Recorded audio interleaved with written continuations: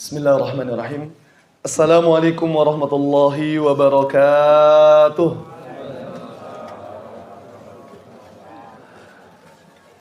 Alhamdulillahi rabbil alamin. Innal hamdalillahi nahmaduhu wa nasta'inuhu wa nastaghfiruh. Wa na'udzu billahi min shururi anfusina wa min sayyiati a'malina. May yahdihillahu fala mudilla lahu wa may yudlil fala hadiya lahu.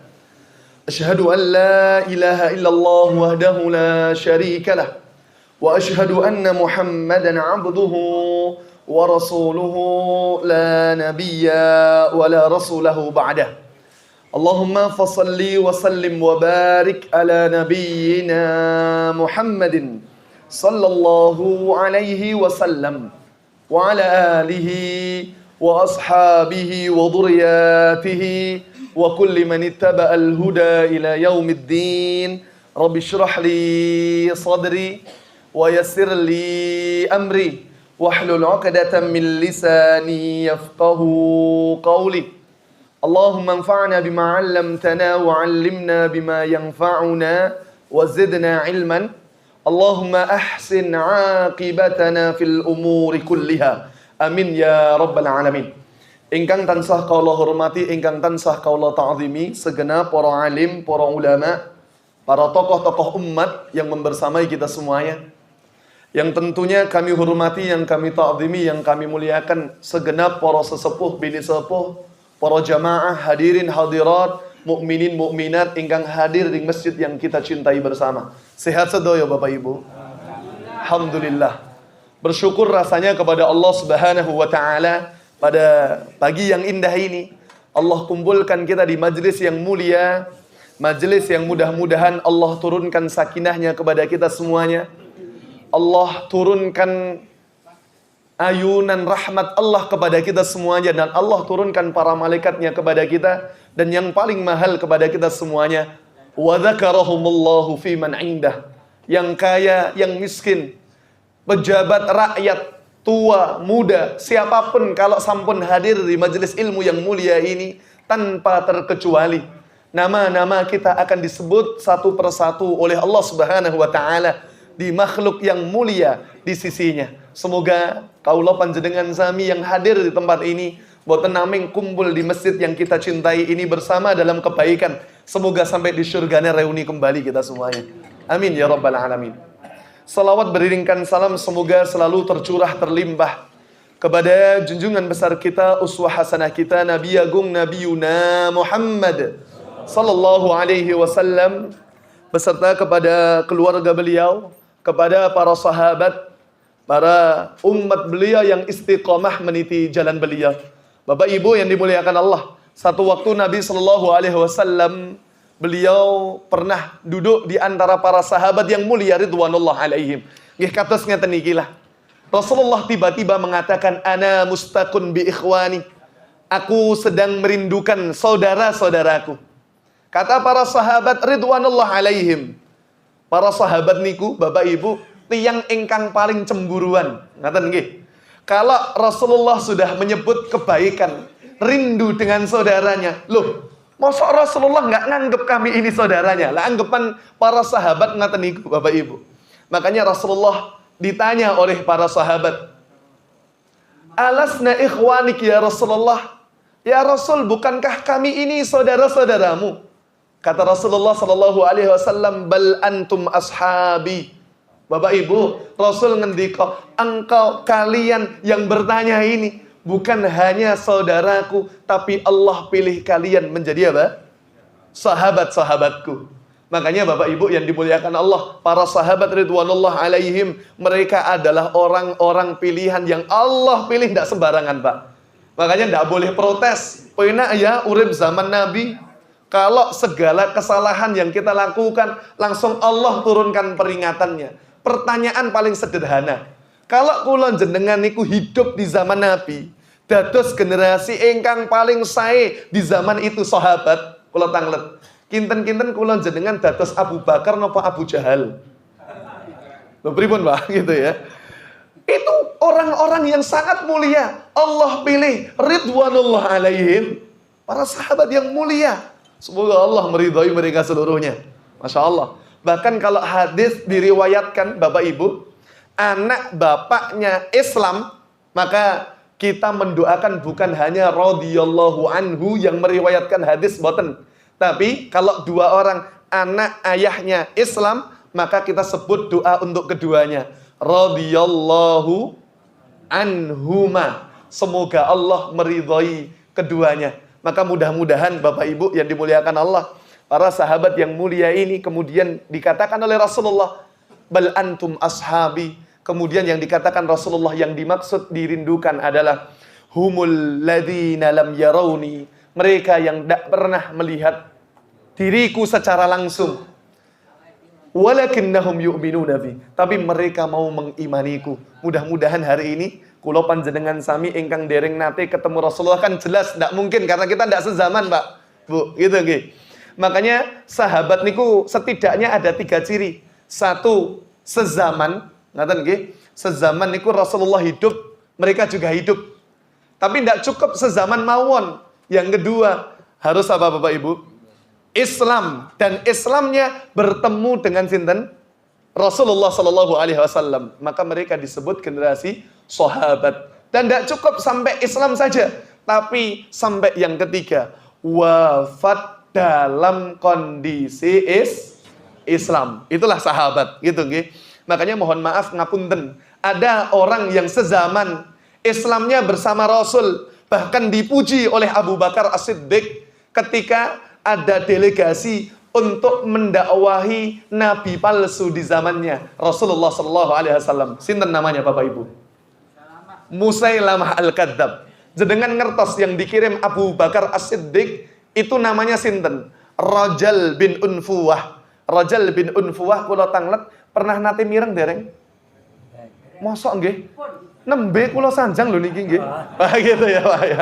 Masya Allah. Rajal bin Unfuwah. Niku dipuji Abu Bakar, saleh, pinter. Tapi Masya Allah, kita lebih membutuhkan doa di dalam Al-Fatihah kita. Ternyata bukan doa minta surga, bukan doa minta dijauhkan neraka. Tapi doa yang kita minta di dalam Al-Fatihah adalah ihdinas siratal mustaqim. Karena mboten enten sing garansi hidayah kita itu siapa? Ndak ada. Saestu Bapak Ibu. Tidak ada yang garansi hidayah kita sampai situ, tidak ada. Maka Bapak Ibu, orang kalau sudah dapat hidayah, surga mendekat dengan sendirinya. Orang kalau sudah dapat hidayah, neraka akan menjauh dengan sendirinya.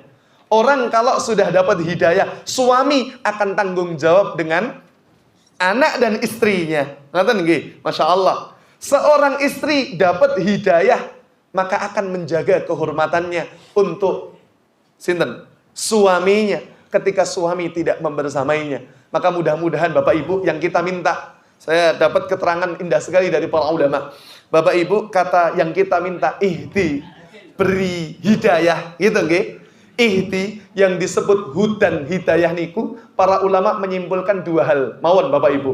Kita ini kalau sampun diparingi hidayah dalam hidup kita, berarti selalu melahirkan 2 hal mawon. 1, Bapak Ibu, yang disebut hidayah niku al-ilmun nafi', ilmu yang bermanfaat, yang pertama.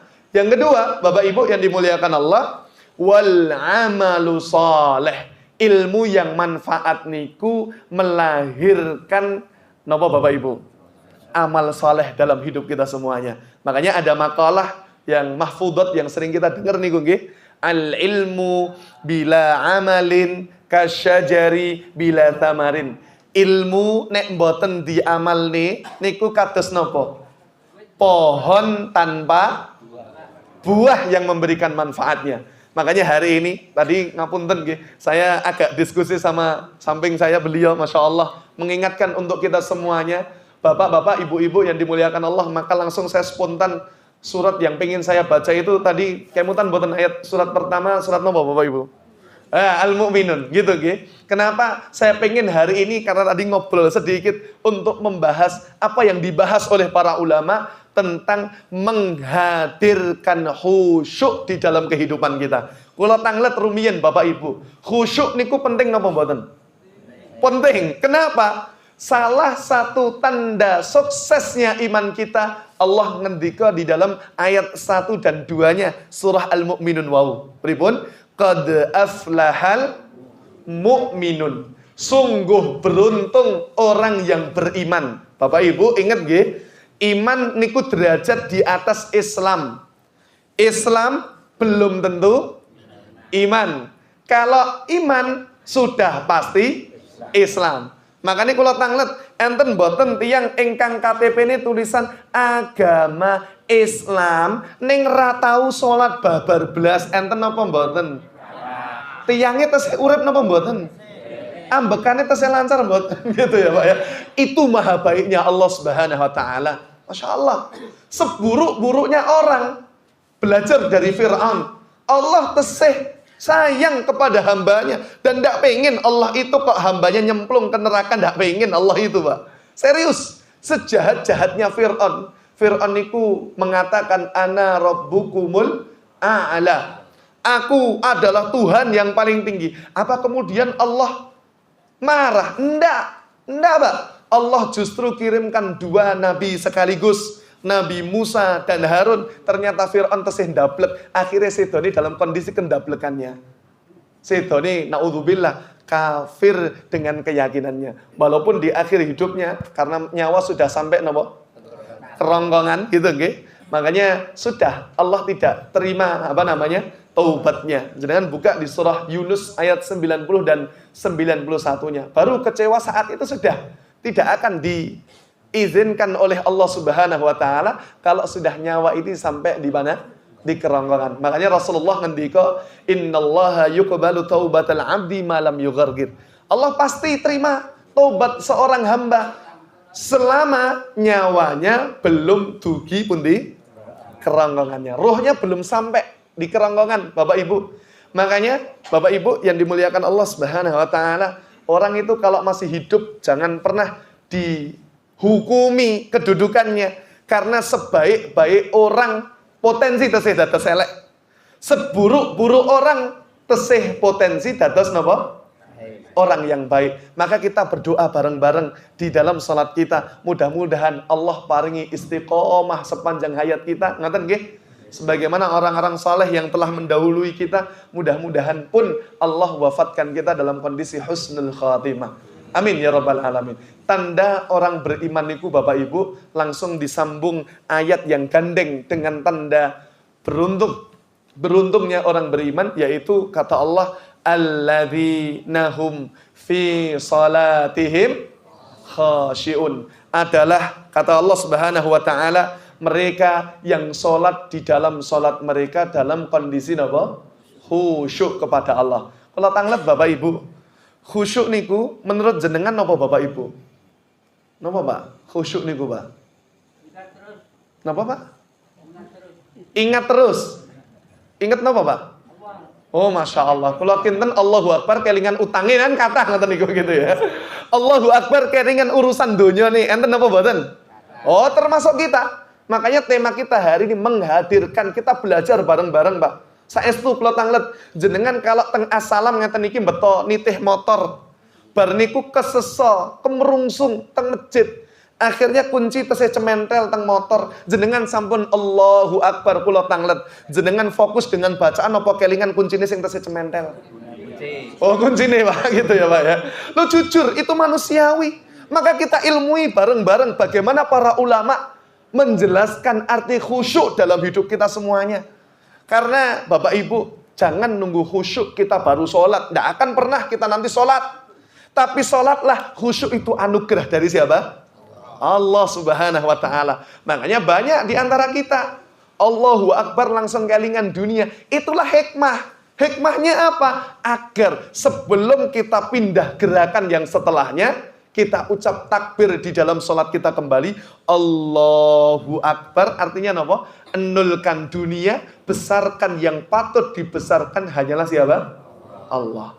Kalau kelingan dunia, Allah lagi kita sebut di dalam doa kita. Tapi khusus iktidal ketika imam sami Allahu liman hamidah itu doa. Allah mendengar orang-orang yang memujinya. Maka sebagai makmum boten sah ngikuti sami Allahu liman hamidah. tapi langsung dijawab napa? Rabbana walakal hamdu. Boleh ditambahi yang agak panjang mboten napa-napa. Cukup di situ mawon juga tidak apa-apa. Makanya panjenengan ingkang dereng nate umroh haji, saya doakan semoga Allah segerakan kita bisa haji umroh insyaallah. Amin ya rabbal alamin. Bapak Ibu, kalau mubaligh yang menyampaikan pesannya imam teng Masjidil Haram, Masjidil Nabawi, itu imam yang mubaligh. Karena imam utama itu kan biasanya pendek itu. Allahu Akbar. Imam mubalighnya akan kemudian menyampaikan dengan lafaz yang panjang. Imamnya Allahu Akbar, mubalighnya Allahu Akbar. Langsung ngatain gitu. Masya Allah. Rindu Pak gitu ya. Mohon doanya insya Allah awal September besok saya berangkat kembali. Saya doakan panjenengan seluruhnya yang hadir di tempat ini. Semoga Allah segera undang kita semuanya. Amin ya rabbal alamin. Yang kedua, Bapak Ibu, kalau sami Allahu liman hamidah mubalighnya bukan sami Allah nggih, tapi pripun langsung. Rabbana walakal hamdu. Ya Rabb kami walaka. Untukmu ya Allah. Hamdu. Segala pujian yang kami sampaikan kepadamu. Cukup Bapak Ibu. Boleh ditambahi juga hamdan katsiran thayyiban mubarakan fi. Boleh tambahi lagi yang lebih panjang lagi monggo gitu nggih. Tapi biasanya kan nggak sepanjang itu kalau sholat jamaahnya. Bapak Ibu yang dimuliakan Allah, kenapa alasan yang kedua kita ini harus bahas menghadirkan khusyuk, Bapak Ibu? Karena tentu kita paham hadis Nabi Shallallahu Alaihi Wasallam, hadis dari riwayat Imam At-Tirmidzi, hasan dihasankan oleh para ulama. Apa kata Rasulullah Shallallahu Alaihi Wasallam? Inna awwala ma yuhasabu bihil abdu yaumal qiyamah min amalihi salah. Kata Rasulullah Shallallahu Alaihi Wasallam. Kata Rasulullah, sesungguhnya amal yang pertama akan ditanya oleh Allah, napa Bapak Ibu? Salat kita. Makanya kita bahas bareng-bareng. Apa kata Rasulullah SAW? Fa in saluhat, kalau salatnya itu sudah baik, maka kata Rasulullah, faqad aflaha wa anjaha. Maka sungguh dia beruntung, lagi berhasil dalam hidupnya. Kemudian naudzubillah wa in fasadat.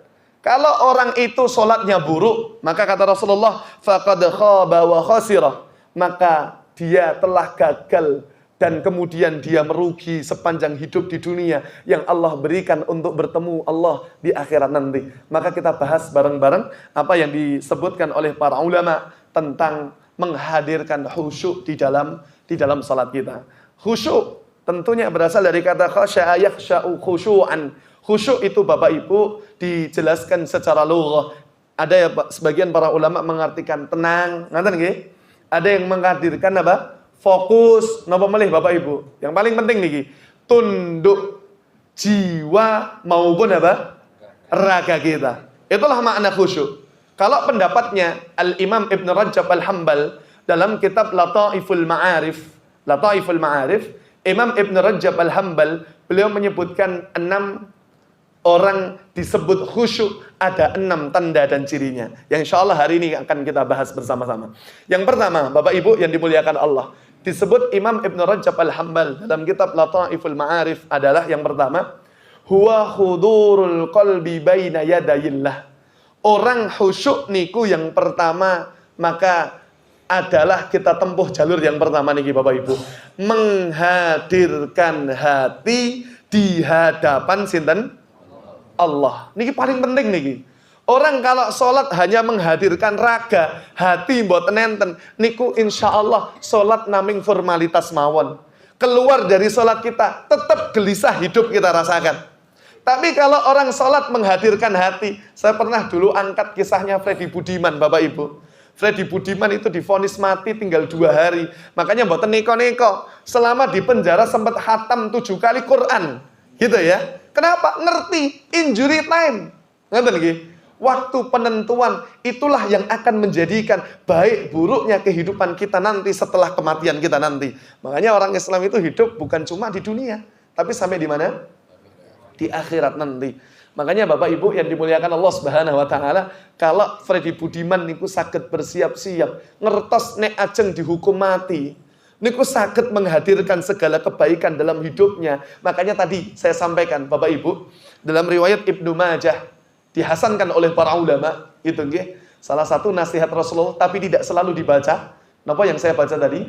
Fasalli salatan muwaddi'in. Salatlah seakan-akan salat yang terakhir. Ini cara menghadirkan hati. Orang niku kula tanglet nek jenengan umurnya tinggal 2 hari lagi. Kula tanglet niki. Kinten-kinten tesih semangat nyambut damel napa mboten? Pripun, Mbak? Golek amal. Saestu niku jenengan kalau 2 hari, saya tinggal 2 hari, yakin kula mojok teng pojokan assalam. Ngoten nggih? Kualih megang napa, Pak? Al-Qur'an, istighfare pol-polan, ngoten nggih? Wadang nangise mboten entek, ngoten nggih? Ya Allah, Mas kok mboten nyambut damel? Mati. Tinggal 2 hari. Makanya Allah Subhanahu wa taala tutup di surah Luqman ayat yang terakhir niku. Salah satu yang Allah tutup kepada kita. Apa Allah katakan kepada kita? Wa ma tadri nafsum madza taksibu ghadan. Dan setiap orang mboten ngertos apa yang dilakukan kapan? Besok. Gitu nggih, ndak ada yang ngerti. Makanya Allah itu tutup rapet-rapet, Bapak Ibu. Sampai ngendikanipun Imam Ibnul Qayyim Al-Jauziyah, saya baca dalam kitab Az-Zuhd. Innal mauta la yungdiru ahadan. Ingkang disebut kematian niku mboten enten Pak SMS rumiyin dari malaikat. Contoh ibu-ibu nggih, Bu, kula badhe mriku nggih, malaikat ngoten. Sekedap nggih kula tak dandan riyin nah, gitu ya. Bar dandan apa malaikat mboten sios? Ndak ada. Istilah ngabari dulu mboten enten. Kematian itu sifatnya mendadak, maka hikmahnya apa? Allah pengen sepanjang usia kita warnai dengan kebaikan, agar ketika kapanpun Allah wafatkan kita, mudah-mudahan kita di atas kebaikan yang kita istiqomahkan. Amin ya rabbal alamin. Makanya doa kita sering berdoa, Allahumma khtim lana bihusnil khatimah itu. Ya Allah, tutup usia kami dengan kondisi yang baik. Maknanya apa? Jangan wafatkan kami ketika kami lalai ya Allah. Jangan wafatkan kami ketika kami maksiat ya Allah. Kalaupun kita ini pengen maksiat, tolong hadirkan. Ya Allah, kalau kami ini pengen bermaksiat padamu, tolong hadirkan dalam hati kami. Seolah-olah kami akan diwafatkan di saat itu. Mudah-mudahan Allah istiqomahkan kita semuanya.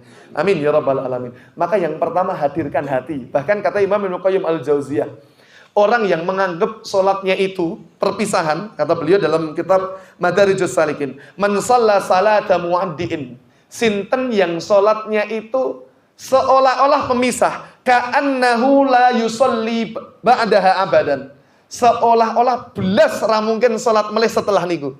Maka kata beliau, hasala lahul khusyu', dia akan dapat derajat napa?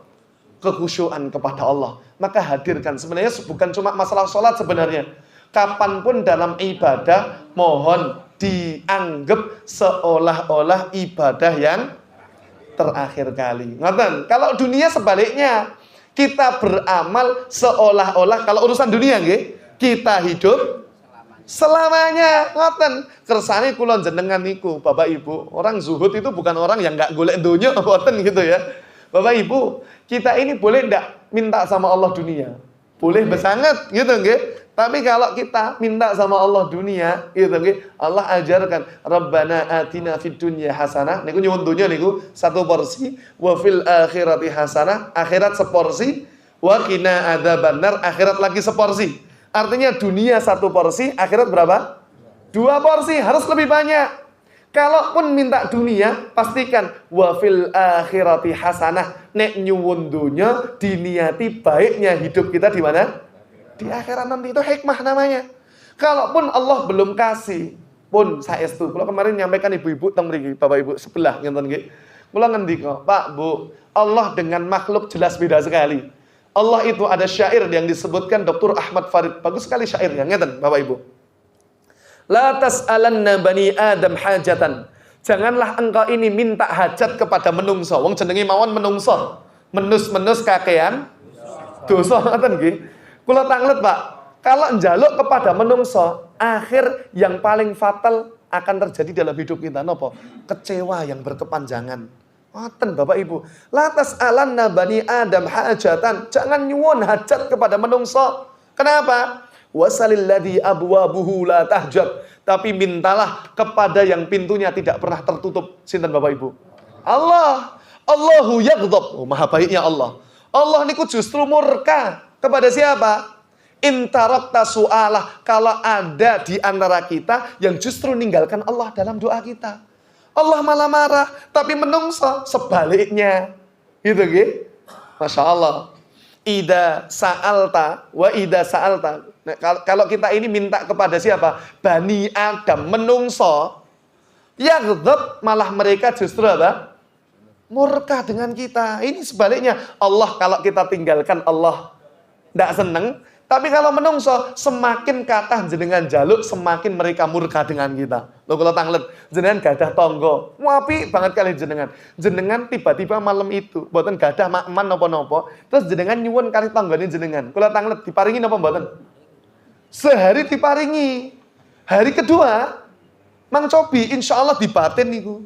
Gitu Pak ya. Kecuali orang-orang yang Allah rahmati ya. Tentunya berarti ahlus sedekah gitu nggih. Hari ketiga, ya Allah, nek ngertos jenengan niku ajeng mriku ditutup niku pintunya. Makanya minta kepada Allah yang pintunya tidak pernah tertutup. Karena Allah itu kalau sudah memberi pasti saatnya sudah tepat dan itulah yang terbaik untuk diri kita semuanya. Makanya hadirkan hati. Yang kedua, Bapak Ibu yang dimuliakan Allah. Disebut oleh Imam Ibn Rajab Al-Hambal yang pertama apa wow? Hadirkan hati. Yang kedua, kata beliau, watadallul lahu. Apa tadallul itu? Merendahkan diri kita kepada siapa? Allah. Sampai yang paling mahal dalam diri kita niku napa Bapak Ibu? Napa? Barakallahu fikum. Kepala. Akal kita ini yang paling mahal. Malaikat itu Allah beri akal, Allah tidak berikan nafsu kepadanya. Hewan Allah paringi nafsu, tapi Allah tidak berikan apa? Akal. Kalau manusia Allah beri akal, Allah beri nafsu. Ingat, yang nafsuan niku bukan cuma laki-laki, Bu. Perempuan juga sama. Makanya hari ini kita agak bersedih, Pak. Saestu, kita ini tidak khawatir saja sekarang dengan anak-anak perempuan kita. Mohon maaf, saya kecil-kecilan tanya di beberapa alumni pondok pesantren. Saya nggak katakan pondok pesantrennya buruk, nggih. Nggak. Tapi ini kejadian, naudzubillahi min dzalik. Di pondok pesantren itu nggak 1-2, Pak. Naudzubillah, mohon maaf, nggih. Tidak 1-2 kejadian seneng sesama jenis kecenderungan itu terjadi di beberapa pondok pesantren. Saya tanya person by person dan itu terjadi. Wallahi saya tanya langsung, Pak. 1-2 orang, enggak cuma 1-2 orang dan itu terjadi. Naudzubillahi min dzalik. Yang paling fatal, naudzubillah, saya pernah dapat ini saya langsung ngobrol dengan guru saya. Apa ya banyak terjadi ngoten niku Ustaz. Kata beliau, bahkan ada seorang ustadzah, saya nggak sebutkan pondoknya, itu ditugaskan nangani anak-anak, mohon maaf, lesbian. Tahu lesbian gitu? Maksudnya perempuan sesama apa? Perempuan. Ya Allah, naudzubillah. Ustadzah ditugasi, ustadzahnya kecemplung juga derek, Pak. Astagfirullahaladzim. Oh, ini serius, Pak. Naudzubillahi min dzalik. Yang kemarin di beberapa waktu di Bogor itu, nggih. Di Bogor, Bapak Ibu. Naudzubillah. Di Bogor, puncak Bogor kalau tidak salah itu ya. Ada di satu ruangan hotel disewa itu nggih. Akhirnya digerebek kepolisian, dibuka. Ya Allah, 30-an orang itu ya. Laki-laki seluruhnya dalam kondisi bugil tanpa busana seluruhnya. Ini terjadi di zaman kita, Pak. Makanya kalau kita ngomong, dah sekarang zamannya seperti ini, jangan celah zaman. Kata siapa namanya? Imam Asy-Syafi'i rahimahullah. Ada menyebutkan juga riwayat ini dari Imam Ahmad bin Hanbal. Kata beliau, na'ibu zamanana. Kita ini sering mencela zaman. Wala aibu fina, padahal aibnya itu di kita. Kalau kita ngomong generasi kita ini baik, jangan mencela zamannya. Zaman ini buruk. Wallahi kita semuanya berperan dengan buruknya zaman kita hari ini. Makanya istighfar kita bareng-bareng, Pak. Gitu ya, astagfirullahaladzim. Karena kalau kita ngomong generasi kita ini baik, Pak. Tentu yang lahir pun adalah generasi-generasi yang baik. Tapi kenapa kok kita hari ini melihat makin kesini makin mengerikan sekali, Pak ya. Dan saya ingatkan, maksiat itu tidak pandang bulu, Pak. Sing sehat, maksiat gitu, nggih. Sing gerah, maksiat apa mboten, Pak? Ya ada yang maksiat. Lo beberapa waktu yang lalu, terus saya ngertos jenengan salah satu naudzubillah ya. Saya agak mikir kenceng, Mbak saya, Pak. Loh kenapa? Bapak Ibu ngertos kasusnya Agus Buntung? Terus saya ngertos mboten? Yang paling lucu, Pak, korbannya belasan nih. Naudzubillahi min dzalik. Buntung, Pak, yang paling lucu. Lah saya dimanipulasi. Oh, ini loh bahayanya wanita. Wanita itu paling mudah luluh kalau dia tidak dapat pendengaran, kalau dapat masalah nih gue Pak, dia akan cari telinga. Kalau telinga yang baik tidak dia dapatkan, suaminya, gitu keluarganya, dia cari laki-laki lain mendengarkan curahan hatinya. Nek laki-lakinya ini jahat Pak, kejadian. Loh kalau para korban yang dulu tampil di media itu, kemudian lari, nopo kemudian yang buntung sakit nyekeli Pak. Mboten sakit wong mboten duwe tangan. Ngeten mboten sakit gitu ya. Tapi kejadian. Makanya nggak pandang bulu gitu ya Pak ya. Astagfirullahaladzim, saya mikir, zaman sekarang kita harus merendah Pak. Makanya manusia itu kalau sampai nuruti hawa nafsunya, dia akan lebih buruk dari apa? Binatang. Tapi kalau soleh, maka dia lebih mulia dibandingkan apa? Para malaikat. Makanya yang ngontrol hawa nafsu dan akal kita, itulah wahyu. Paham nggih? Wahyu yang akan ngontrol, ngerem semua urusan kita itu adalah wahyu, Bapak Ibu. Ngoten nggih? Bapak Ibu yang dimuliakan Allah Subhanahu wa taala, saya lanjutkan. Makanya di dalam sujud kita itu, rendahnya kita itu mohon maaf nggih, sampai kepala kita itu lebih rendah dengan tempat pembuangan kita. Itulah yang Allah inginkan. Kita ini makhluk dicipta dari tanah, hidup di atas tanah, gitu nggih? Dan akan dijebloskan kembali ke dalam tanah. Ngoten. Jangan melangit hidup kita ini, Pak. Semakin orang itu meninggi, ujub, sombong, semakin Allah rendahkan. Hati-hati. Gitu ya. Orang sekarang cinta dengan kita, kita populer, kita punya kekayaan, kita dikenal banyak orang. Oke, sekarang ingat dunia itu ad-dunu ad-dani. Sebagian para ulama menyebut dengan nakirah. Dunuun daniyun. Dunia itu cepat sekali gitu ya, singkat sekali, dan kemudian dunia itu hina sekali. Kalaupun ada orang sugih, saya yakin sugih ini tidak bertahan lama nggih Pak nggih. Ya, ada saatnya nanti di generasi keberapa Allah gilirkan, ngoten nggih. Baik, roda kehidupan itu pasti akan berputar. Niku cah nom-nom niku ngeten iki Pak. Kula ketemu cah nem-nem sanjange ngeten. Roda kehidupan katanya berputar Pak. Oh iya. Tapi kok Raffi Ahmad gak muter-muter gitu Pak? Gitu Pak ya. Loh niku kula mboten ngertos Pak. Karena dia kaderisasi anaknya biar dituntut lebih hebat dari ayahnya. Oh itu yang harus kita pelajari. Kita sesukses apapun, didik anak kita harus jadi generasi pejuang Pak. Kita ini kalau dulu pernah rekoso Pak. Sekiranya Allah timpakan ujian, rada rekoso sithik biasa. Tapi kalau biasa dari dulu uripe penak, sekali diuji ra penak, ambles Pak itu Pak. Tidak terbiasa. Maka sesukses apapun kita didik anak kita biasa rekoso Pak. Itu didikan para ulama dulu. Itu didikan para orang-orang hebat. Orang hebat tidak mungkin lahir dalam kenyamanan. Saestu. Kita ini kan sering mandang nopo-nopo hasil. Tidak pernah mandang proses. Orang kok bisa ngeten gitu. Kan kita nggak ngerti prosesnya. Loh saestu nih. Kita yang ngerti ini. Wow, kok iso ngono ya? Gitu ya. Kok iso sugih ya? Lihat hasil. Tidak lihat apa? Proses. Maka merendah Pak. Makanya tempat paling rendahnya seseorang ketika sholat itu kapan? Sujud. Doa yang banyak boleh. Gitu, doa yang banyak boleh. Tapi kalau sholat jamaah ampun suwe-suwe. Ngikuti sinten? Oh makmumnya. Ngikuti imam Pak. Gitu Pak ya. Ngikuti imam. Jangan lama-lama. Kalau sholat sunnah silahkan berlama-lama. Tapi saya setuju dengan keterangannya Ustaz Adi Hidayat. Kalau kita ini pengen doa yang lama dalam sujud, ingat takbiratul ihram itu menandakan kita tidak boleh mengucapkan selain yang Rasul dan Quran ajarkan kepada kita.